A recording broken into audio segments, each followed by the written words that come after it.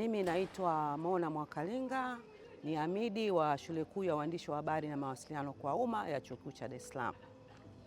Mwaka huu na hii siku ya wanawake duniani ni siku muhimu sana kwa wanawake, lakini kwa wanaume pia. Manake ni kitu ambacho kinaendeleza taifa.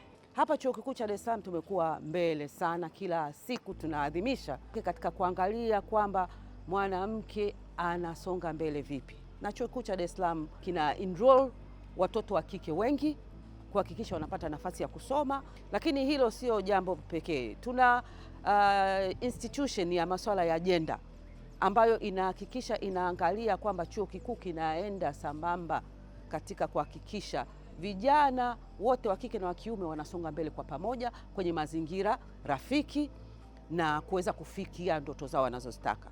Na sio tu kwa wanafunzi, kwa wafanyakazi pia. Chuo Kikuu cha Dar es Salaam kinahakikisha kwamba katika nafasi za juu wanawake wanazishika, kwa sababu tunatambua nguvu ya mwanamke kwenye taasisi, kwenye jamii. Kwa hiyo kwa hapa Chuo Kikuu cha Dar es Salaam tunajivunia kusema kwamba katika wale waliopo juu zaidi viongozi wetu wawili ni wanawake. Hilo sio jambo dogo, ni jambo ambalo limewekewa mkakati kuhakikisha tunafika huko.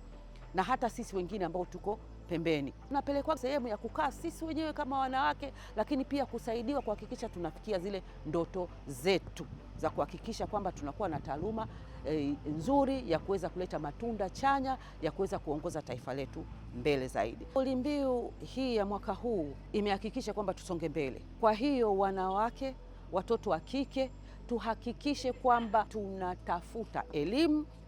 Maanake elimu ni ufunguo wa dunia. Kwa hiyo lazima tuitafute ili kuweza kupata hizo haki zetu na usawa ambao tunaotaka. Lakini sio lazima kuwa umefikia Chuo Kikuu cha Dar es Salaam au vyuo vingine, lakini pale pale ulipo hakikisha unahangaika na kutambua ni namna gani unaweza ukaboresha mazingira yako.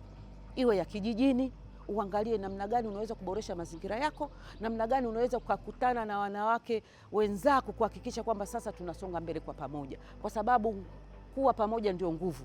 Kusimama peke yako ni udhaifu. Kwa hiyo ni namna gani tunakuja pamoja, tunashikana mikono, tunainuana.